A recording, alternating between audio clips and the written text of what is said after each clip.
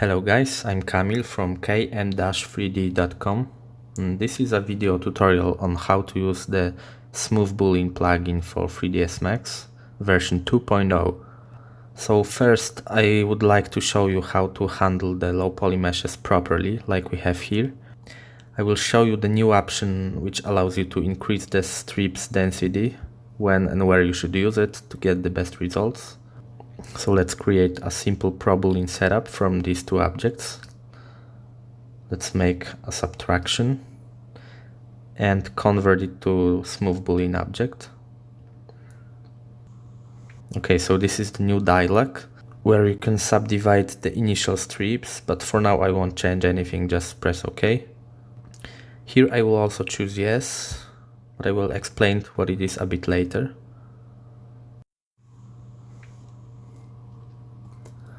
Okay, so as you can see, there's a problem with these insets near those corners. We can try to fix it by lowering the relax iterations here.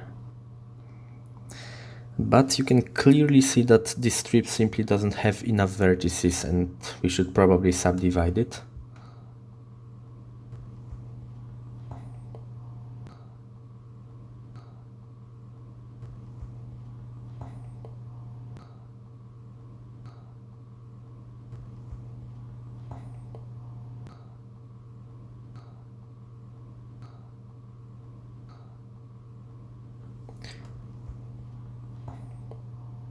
So as you see, there are much more vertices now, so we should be able to obtain better output mesh in this one.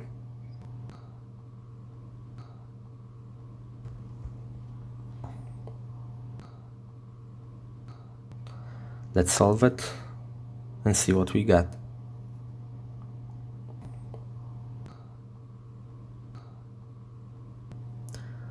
Okay, so this result on the right looks much better. You can still increase the fillet segments multiplier here.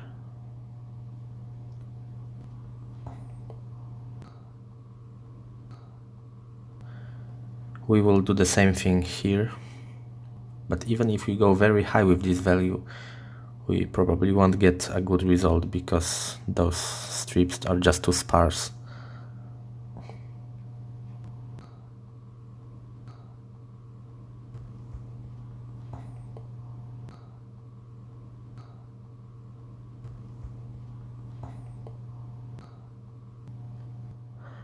We can lower the weld threshold here to get rid of this shading issue on this sidewall. Okay, so that's it.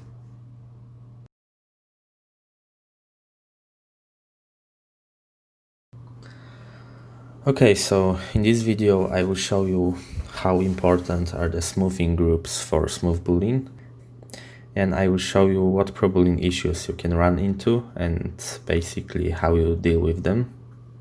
So SmoothBoolean creates the strips on the edges where two different smoothing groups meet.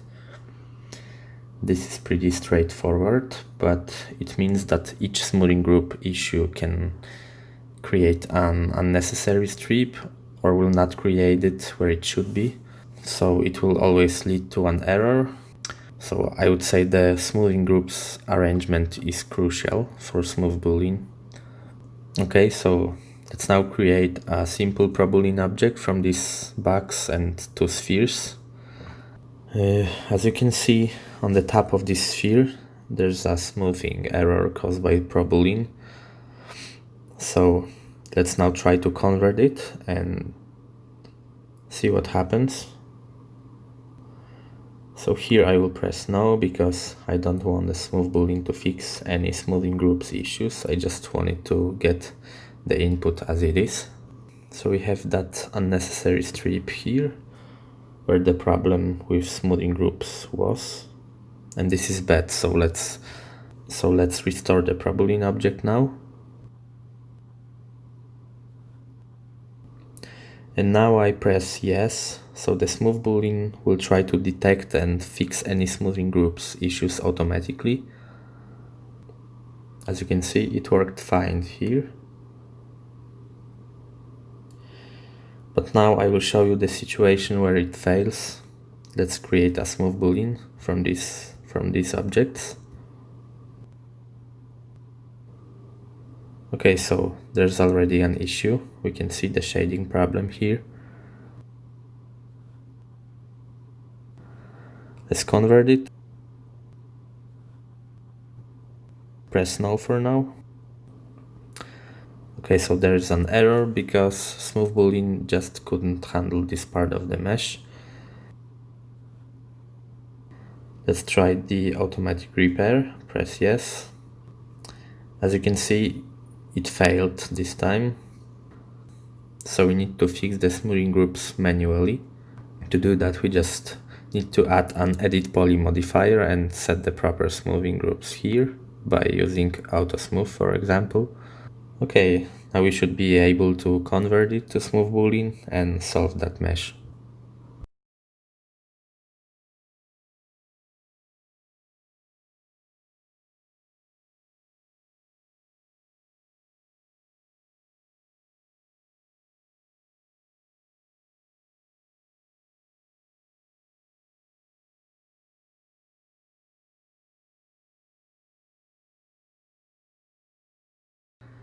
Okay, so now you may ask, what if I want to have multiple smoothing groups on my object, but not create the chamfer strips on each of their borders? So I will show you how you can achieve that. Let's create two cylinders.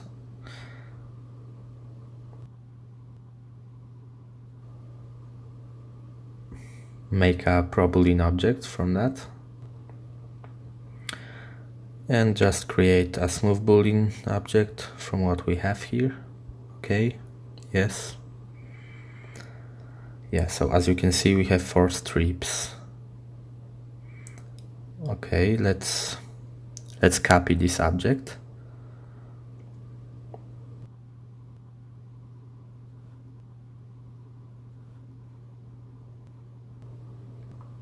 So here I will temporarily unify the smoothing groups on the polygons where I don't want to have the strips on.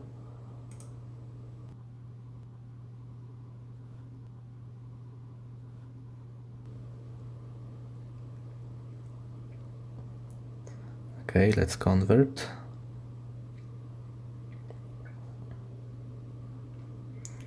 And we have just one single strip. Let's solve it. And add an edit poly modifier on top. And restore the original smoothing groups arrangement. Okay, so let's stop here for a moment. As you can see, even though I changed the smoothing groups arrangement, nothing really happened. The mesh looks just the same as before. And this is because 3ds Max 2021 tries to maintain the explicit normals by all means. So basically, if a mesh has the explicit normals, the smoothing groups have no impact on the shading of the mesh. To reset the normals of some vertices in Max 2021, we will need to use the edit normals modifier. Let's select the appropriate normals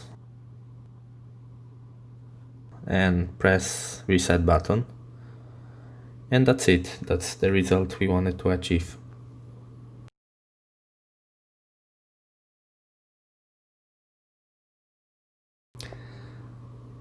In this example, I will show you how to get a paneling effect on a mesh.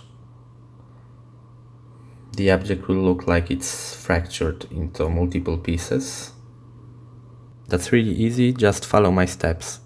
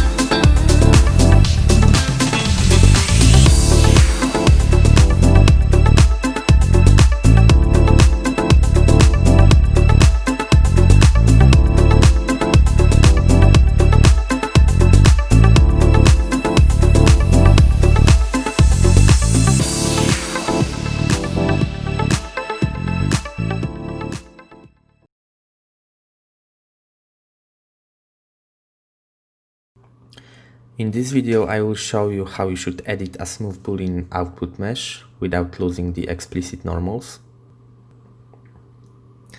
Let's create a ProBoolean object, convert it to SmoothBoolean,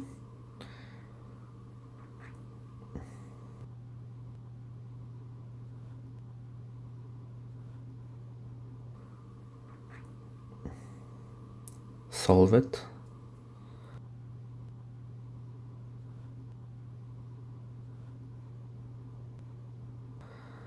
and now let's add an edit poly modifier. And let's stop for a moment, because if you are using max 2021 or later, you should reset the normals first by using the edit normals modifier, and you should do it before adding the edit poly. And this is because edit poly modifier in max 2021 does not rebuild the normals like it used to. But I'm using max 2014 in this example, so I just add an edit poly modifier and that's it. Let's make some changes in the mesh.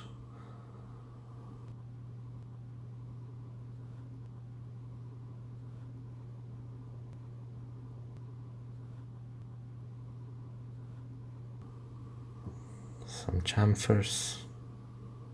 Okay, let's unify the smoothing groups. Alright, so I've already modified my mesh, but if you look closely you will see some shading issues near the chamfers created by SmoothBoolean, and this is because all the normals have been rebuilt once we've added the edit poly modifier. So how to keep the smooth explicit normals on the vertices that we didn't touch? Let's make a copy of this object and remove the edit poly modifier from it. And here we need to select the vertices which we want to have the explicit normals restored. Let's add a SB normal map modifier now and pick this copy and just select use vertex selection, and that's it. And the object looks nice and smooth like before.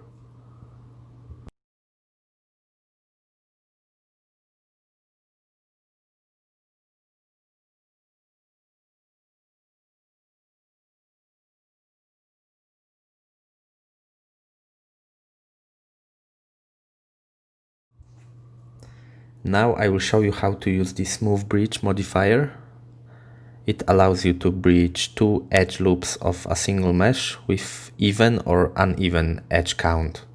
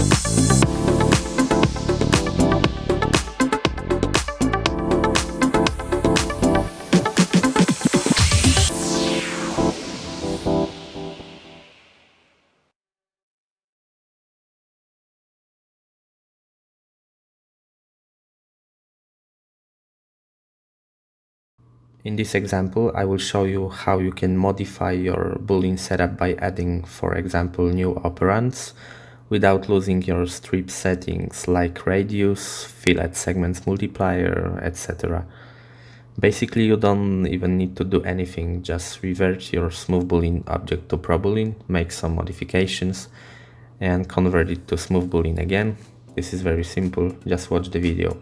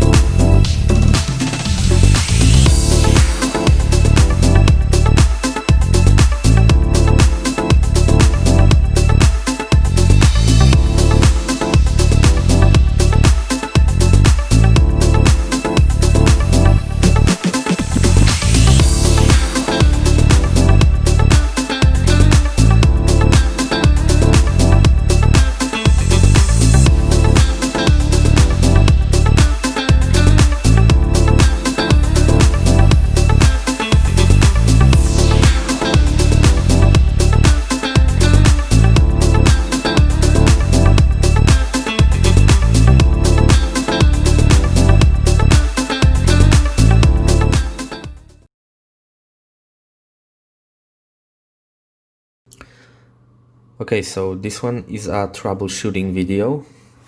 It will cover a few aspects of SmoothBoolean and the mistakes that users usually make. Just a typical SmoothBoolean workflow. So let's start with this kind of ProBoolean setup, which looks okay on first sight. Let's convert it to SmoothBoolean.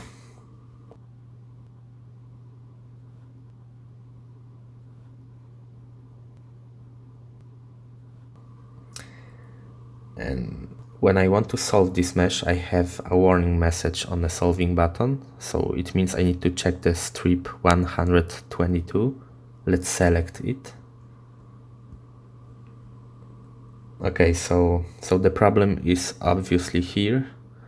We have a lot of interpenetrating insets and this is bad. So let's revert it to ProBoolean and make some adjustments.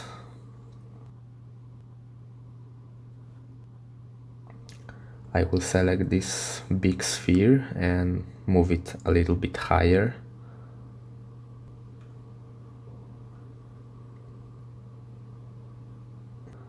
Okay, let's convert it again.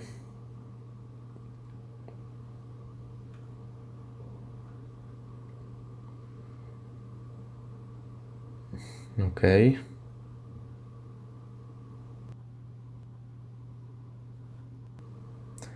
And we have another warning, and this time it's strip 18.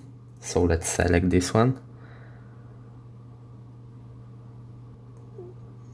Okay, so here we have this tiny little strip right here, which is causing the problem. We would be able to solve this mesh, but only at a very small radius value here. So let's adjust the Boolean once again.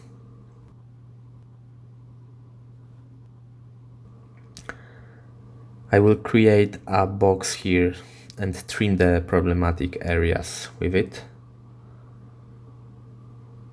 Okay.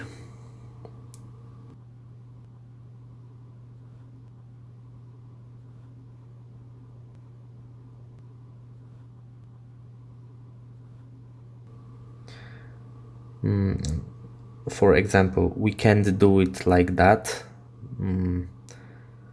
because this tiny strip right here will also cause problems. I will move this box a bit deeper.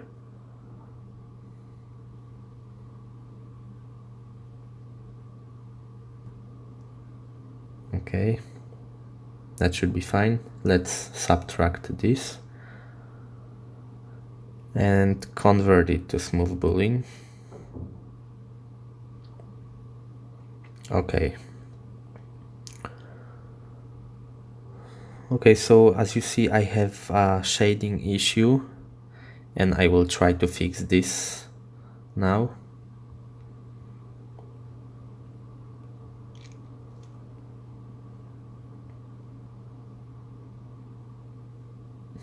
Auto smooth.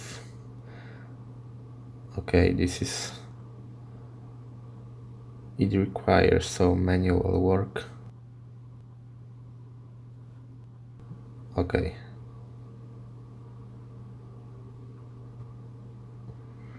Let's convert it to SmoothBoolean.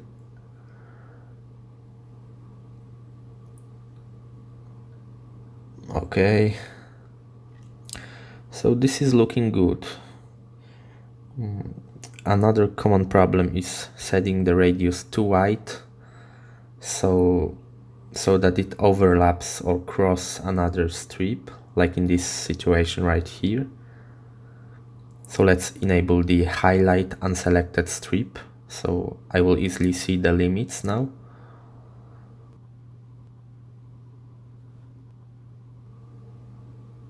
Okay, let's unify the radius for all of the strips.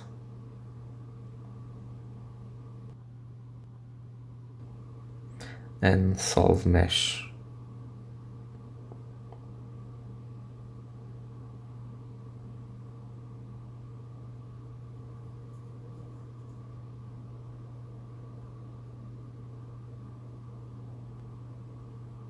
And voila, looks very nice.